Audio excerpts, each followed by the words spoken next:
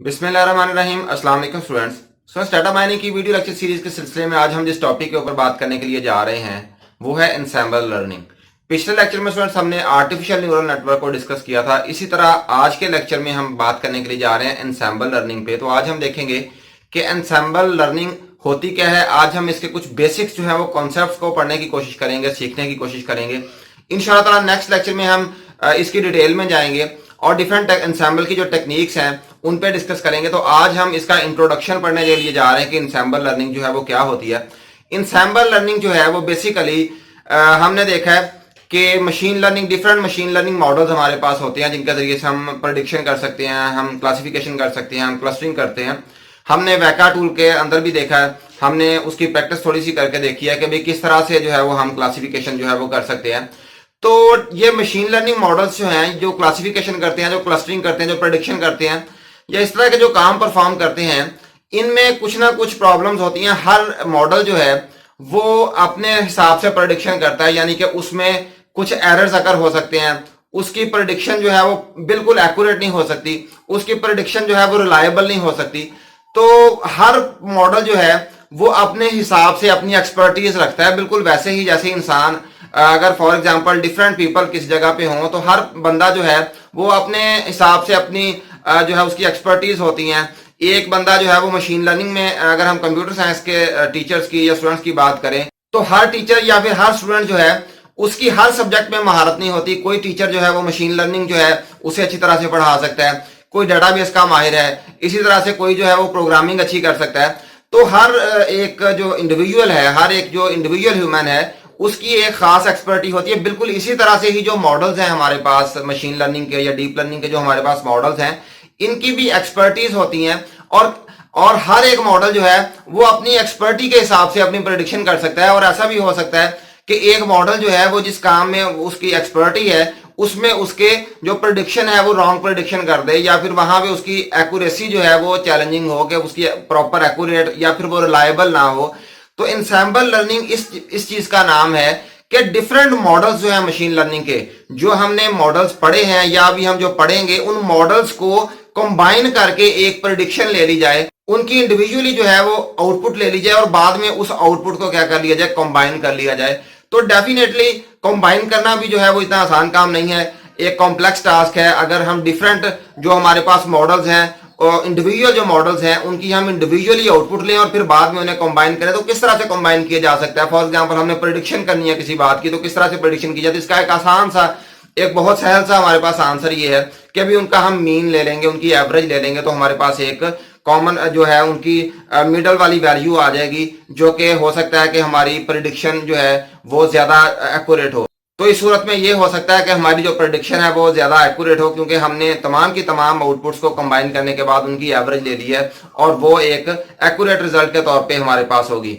तो ये भी एक मेथड है मीन लेने का। या फिर हम मोड ले सकते हैं। मोड का मतलब ये है कि हमारे पास डिफरेंट पीपल हैं और हर बंदे से हम उसकी राय लेते हैं, हर बंदे से हम उसका जो है वो पॉइंट ऑफ व्यू पूछते हैं, और वो वाला पॉइंट ऑफ व्यू जो ज्यादा लोगों का होगा, यानी कि फॉर एग्जांपल हमारे पास मल्टीपल चॉइस क्वेश्चन है, उसके 4 जो है वो आंसर है या 5 आंसर है और हमारे पास 10 पीपल हैं, और अब हम उन 10 से ये पूछते हैं कि भाई कौन सा बंदा जो है वो किसको जो है वो करेक्ट जो है वो आंसर जो है वो समझता है। तो जो लोग किसी एक आंसर पे ज्यादा लोग मुत्तफिक होंगे तो डेफिनेटली हम उसी आंसर को चूज कर लेंगे। ये बिल्कुल ऐसे ही है जिस तरह से हम वोटिंग करवा लेते हैं। तो वोटिंग करवाने से जो है वो हम जो हमारे पास मोस्ट सुइटेबल जो होती है, जो ज्यादा लोग जिसे वोट करते हैं, हम उसे जो है वो चूज कर लेते हैं। तो यही सिनेरियो जो है, या फिर इसके अलावा हम मजीद जो है वो हमारे पास नोवल एल्गोरिथम्स आ चुके हैं, बड़े कॉम्प्लेक्स एल्गोरिथम है जिनके जरिए से हम आउटपुट को जो है वो कंबाइन कर सकते हैं। यानी कि डिफरेंट मशीन लर्निंग मॉडल से हमने आउटपुट ली, उनकी प्रेडिक्शन ली और बाद में हम उन्हें कंबाइन किया किस किस तरह से। जैसे मैंने आपको बताया, हम मीन ले सकते हैं, हम मोड ले सकते हैं, या फिर हम डिफरेंट जो एल्गोरिथम्स हमारे पास अवेलेबल हैं कंबाइन करने के लिए, हम उन्हें इस्तेमाल करके तो एक कंबाइन उनकी प्रेडिक्शन जो है वो हासिल कर सकते हैं। तो चलिए आइए स्टूडेंट्स, अब हम टाइम जाया किए बगैर इसका थोड़ा सा जो है वो थ्योरेटिकली पॉइंट ऑफ व्यू से हम इसकी डेफिनेशन वगैरह को देख लेते हैं कि एनसेम्बल लर्निंग जो है ये क्या है।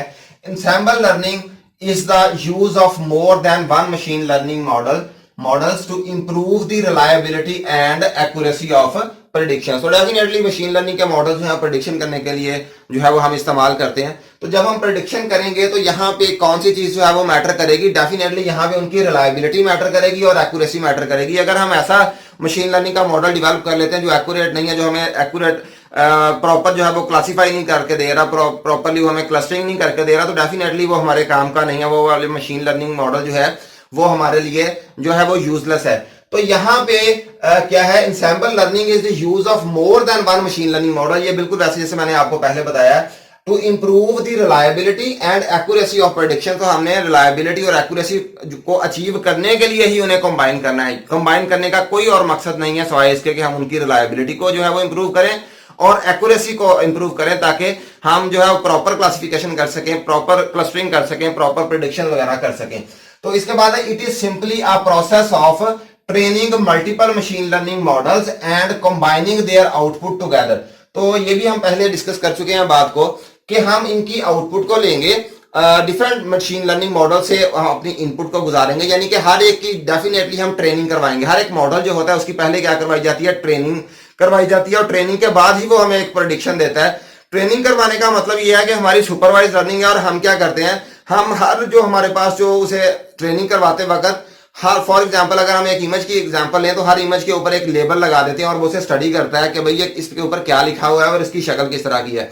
ये बिल्कुल ऐसे ही है जैसे फॉर एग्जांपल आप क्लासिफाई करना बताएं किसी मॉडल को कि भाई वो देख के बता दे कि भाई ये कैट है या डॉग है, उसे हम डिफरेंट जो है वो पिक्चर्स दिखाएंगे, और फॉर एग्जांपल जितनी ज्यादा हम पिक्चर्स उसे दिखाएंगे उतना ही बेटर रिजल्ट उसका आएगा। और हर पिक्चर के ऊपर हम मेंशन कर देंगे कि ये वाला कैट है, ये वाला डॉग है। अब हमारा मशीन लर्निंग मॉडल क्या करेगा, जब वो पिक्चर्स को देखेगा तो पिक्चर को देखने के बाद उसके ऊपर लेबल भी पड़ेगा कि ये भाई कैट जो है वो इस तरह की होती है, और जब वो डॉग वाली पिक्चर को देखेगा तो देख के पड़ेगा कि भाई डॉग जो है वो इस तरह का होता है, क्योंकि हमने उस पर लेबल कर दिया। हर सुपरवाइज लर्निंग इसी का नाम है कि हमने क्या किया, हम हर इमेज को जो है वो लेबल लगा रहे हैं, उसके ऊपर लिख रहे हैं कि भाई ये इस चीज का ये वाली जो है वो पिक्चर है। तो वो हमारा मशीन लर्निंग मॉडल जो होगा वो उसे देखेगा और देखने के बाद उस लेबल को पढ़ेगा और उसे पता चल जाएगा कि भाई अब जब नेक्स्ट ट्रेनिंग करवाने के बाद हम जब उसे कोई एक पिक्चर दिखाएंगे कि भाई ये बताओ ये क्या है, ये कैट है या डॉग है, तो डेफिनेटली वो वाला मॉडल जो है वो अपनी जो उसने ट्रेनिंग की हुई है, जो पिछले उसने तमाम के तमाम इमेजेस देखे हैं उसके हिसाब से वो गेस करेगा कि भाई अब ये कैट है या डॉग है। तो वहां पे वो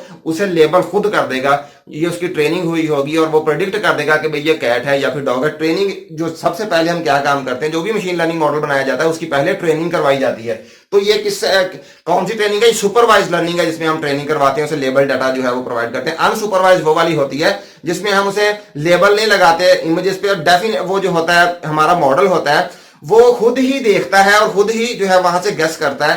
तो इस किस्म के मॉडल को क्या कहते हैं, जो है वो अनसुपरवाइज लर्निंग कहते हैं।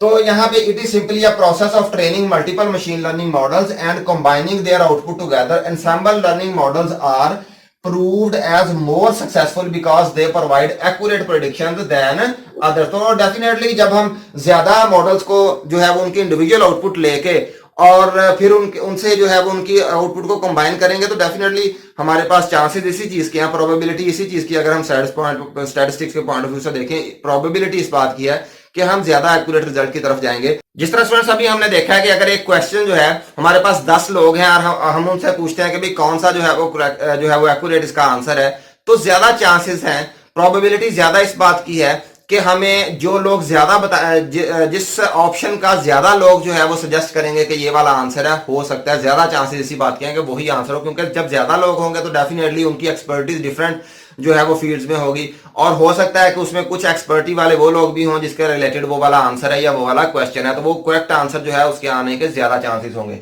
तो इसके बाद नेक्स्ट है the question is that how individual predictions can be combined. तो इन्हें कंबाइन कैसे किया जा सकता है, जिस तरह से हमने पहले बात किया है कि मीन लिया जा सकता है, मोड लिया जा सकता है, या फिर कोई एल्गोरिदम जो है जो रिसेंटली जो डेवलप एल्गोरिदम आ चुके हैं मशीन लर्निंग या डीप लर्निंग पे, जिनका जरिए से हम कंबाइन भी कर सकते हैं इनकी आउटपुट को, वो वाले एल्गोरिदम यहाँ पे हम इस्तेमाल कर सकते हैं।